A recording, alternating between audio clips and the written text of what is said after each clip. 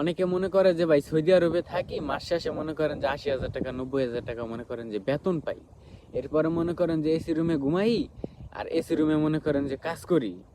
হ্যাঁ, এরপর দেখা যায় যে যখন কাজে যাই, এরপরে মনে করেন যে শু জুতা কেস টেস সানগ্লাস মনে করেন যে লাগাই যাই, মোবাইল একখানা আইফোন লইয়া যাই।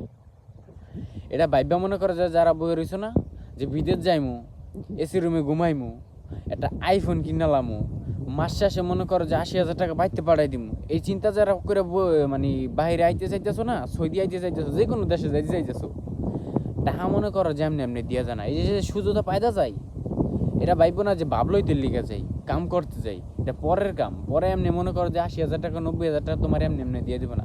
তোমার চেহারা দেখে তোমার দিয়ে দিব না, তোমার গেট আপ দেখে তোমার মনে করো যে টাকা দিয়ে দিব না। তোমার কাজ দেখবো, বুঝো নি? তোমার কাজ দেখে এরপর মনে করো যে তোমার টাকা দিব। আর এই কাজ করতে হলে তোমার ঘুম মনে করো যে হারাম করে লাইতে হইব, এরপরে তোমার কাজ করা লাগবে।